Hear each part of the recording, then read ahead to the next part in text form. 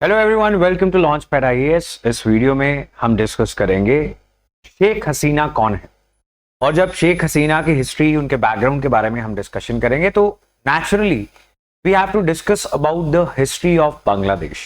बांग्लादेश की history is very closely linked to the history of Sheikh Hasina's family and Sheikh Hasina is a person who is very important for India as well. तो India के लिए ये leader बहुत important हैं या कहें थी, बिकॉज इनके बेटे ने जब से ये बांग्लादेश छोड़ के गई हैं, बिकॉज बहुत सारे प्रोटेस्ट स्टार्ट हो गए थे, इनके बेटे ने कहा है that Sheikh Hasina is done with Bangladesh now.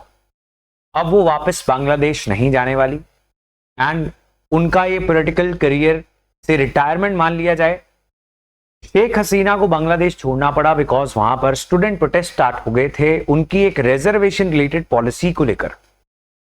उन्होंने गवर्नमेंट जॉब्स में, एजुकेशनल इंस्टीट्यूशंस में रिजर्वेशन इंट्रोड्यूस की थी for the people belonging to the families of मुक्ति योद्धास और द फ्रीडम फाइटर्स, जिन्होंने 1971 the war of Bangladesh independence में लड़ाई की थी। उन्हें फ्रीडम फाइटर माना जाता है एंड 1971 की ये जो वॉर ऑफ इंडिपेंडेंस है, जिसे बांग्लादेश के लोग वॉर ऑफ इंडिपेंडेंस मानते हैं, वो इंडो पाकिस्तान वॉर 1971 भी थी। तो इंडिया की हिस्ट्री, इंडिया की पोस्ट इंडिपेंडेंस हिस्ट्री का एक बहुत इंपॉर्टेंट हिस्सा। It is very closely linked to the independence of Bangladesh, very closely linked to India Pakistan relations. तो ये समझना हमारे लिए बहुत जरूरी है और इसलिए आज हम जानने वाले हैं कि शेख हसीना ही कौन, क्या बैकग्राउंड था, किस परिवार से वो आती हैं। सो शेख हसीना अपने फादर शेख मुजिबुर रहमान की वजह से पॉलिटिक्स में। अब ये कौन थे? ये 1971 में पाकिस्तान जब बना उसके सबसे बड़े लीडर थे। शेख मुजिबुर रहमान को प्यार से शेख मुजीब भी कहा जाता है। शेख हसीना का जन्म 1947 में हुआ था एंड ये बांग्लादेश में इंडिपेंडेंस, वहां की movement, independence movement before 1971 east Pakistan में क्या हालात थे, जो बांग्लादेश को पहले कहा जाता था, बिकॉज जो आज बांग्लादेश है पहले वो पाकिस्तान का ही एक हिस्सा था एंड इसे ईस्ट पाकिस्तान कहा जाता था। तो she was very well aware about the societal realities, history of Bangladesh. वो बहुत भली भांति जानती थी बिकॉज उन्होंने एक ऐसी फैमिली में जन्म लिया था जो पॉलिटिक्स के बहुत करीब था।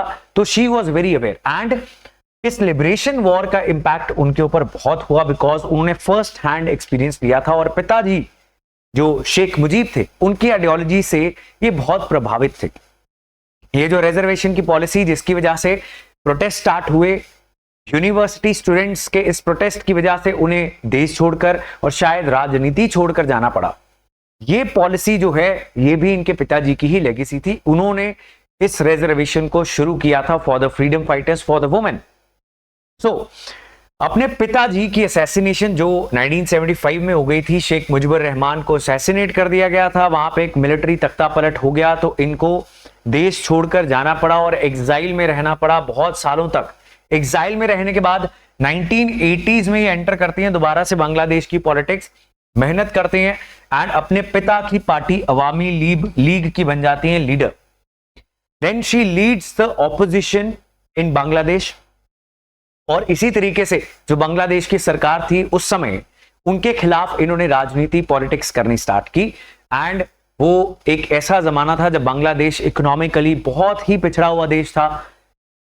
शेख हसीना को यह क्रेडिट दिया जाता है कि उनकी लीडरशिप में बांग्लादेश ने इकोनॉमिक प्रोग्रेस किया, लिबरलाइजेशन वहां पर इंट्रोड्यूस की गई, कुछ ऐसे सेक्टर्स भी बना दिए उन्होंने जो इंडिया की भी इकोनॉमी के कुछ सेक्टर्स को कंपीट करते हैं, जैसे कि टेक्सटाइल्स इंडस्ट्री के अंदर बांग्लादेश का दुनिया में एक बहुत बड़ा नाम बन गया, राइट। तो ये करने वाली शेख हसीना ही थी after she joined politics and 1996 में ये पहली बार प्रधानमंत्री बनती हैं and she is also the first female prime minister of Bangladesh. South Asian countries में बहुत कम आपको ऐसी एग्जांपल्स मिलेंगी जहां पर फीमेल प्राइम मिनिस्टर्स बन पाई। अब ये चाहे इंदिरा गांधी हो चाहे शेख हसीना हो, ये दोनों पॉलिटिकल फैमिली से आती हैं, इनके पिता भी देश के लीडर्स रहे थे। इसके बावजूद भी साउथ एशिया में फीमेल प्राइम मिनिस्टर बन पाना among all the main, that is a big thing. Her initial term in office, इन्होंने पहली टर्म में जब ये प्रधानमंत्री बनी 1996, अचीवमेंट्स क्या थी इनकी? इकोनॉमिक लिबरलाइजेशन, फॉरेन इन्वेस्टमेंट बढ़ी और देश का लिविंग स्टैंडर्ड जो है उसमें सुधार हुआ। Under her leadership education and health care became very important and global garment industry में Bangladesh became a big name. Despite all these achievements, इनको बहुत क्रिटिसाइज किया गया बिकॉज इनकी जुडिशरी के साथ कोई ना कोई टसल रही, इनकी वहां के कोर्ट्स के साथ बनती नहीं थी एंड इनके ऊपर ये भी इल्जाम लगते थे कि ऑपोजिशन को बहुत सप्रेस करती हैं, वहां के डेमोक्रेटिक वैल्यूज, वहां के लोकतंत्र को ये आजादी से नहीं चलने देती।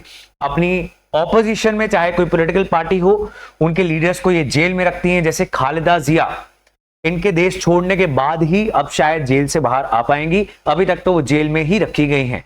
ऐसे ही जमाते इस्लामी नाम की एक इस्लामिस्ट ऑर्गेनाइजेशन है, उनके खिलाफ भी इनके एक्शंस को इंटरनेशनल ह्यूमन राइट्स ऑर्गेनाइजेशंस बहुत पसंद नहीं करती। 2009 में ये दोबारा से प्रधानमंत्री बनती हैं, उसके बाद ये लगातार 2 बार और इलेक्शंस जीत चुकी हैं।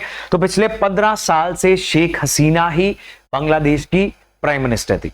हालांकि जो 2 इलेक्शंस हुए उसमें इनके ऊपर ये भी इल्जाम लगे कि इन्होंने ये इलेक्शंस फ्री एंड फेयर तरीके से होने नहीं दिए। Since then she has secured 2 terms in the office. हालांकि इनकी विक्ट्रीज के ऊपर हर कोई भरोसा नहीं कर पाता। इनको जो क्रिटिसाइज करते हैं, इनके क्रिटिक्स, दे आर्ग्यू दैट इनके रूल में डेमोक्रेसी कमजोर हुई और विचारधारक मतभेद, इनसे आइडियोलॉजिकल डिसेंट कर पाना, इनके खिलाफ कुछ भी सोचना देश में बहुत मुश्किल हो गया। हालांकि इनके सपोर्टर्स का मानना है कि जिस समय पर शेख हसीना इस देश की प्रधानमंत्री बनी थी, उस समय ये बहुत ही एक वीक कंट्री थी।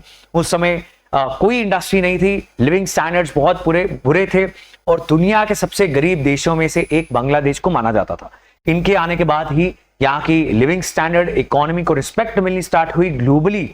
इनकी इकोनॉमी को और कुछ सेक्टर्स को एक कॉम्पिटिटिव सेक्टर माना जाने लगा और इनके लिविंग स्टैंडर्ड्स इंप्रूव हो रहे थे। So that is what her supporters से। But now after the university protest, जो 3 छात्रों ने लीड किए, 3 स्टूडेंट्स ने लीड किए ये प्रोटेस्ट, और इन 3 स्टूडेंट्स के प्रोटेस्ट की वजह से इनको देश छोड़कर जाना पड़ा और शायद इनके बेटे की स्टेटमेंट माने तो वापस अब ये नहीं आ पाएंगी। That was the end of her political career despite this legacy, good और bad.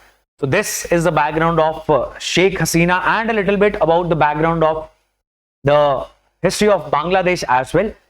Whenever we are going to cover international relations और India Bangladesh relations हम पढ़ेंगे, उसमें ये background आपको बहुत मदद करेगा। That is all for this video. ऐसी और वीडियोस के लिए don't forget to subscribe.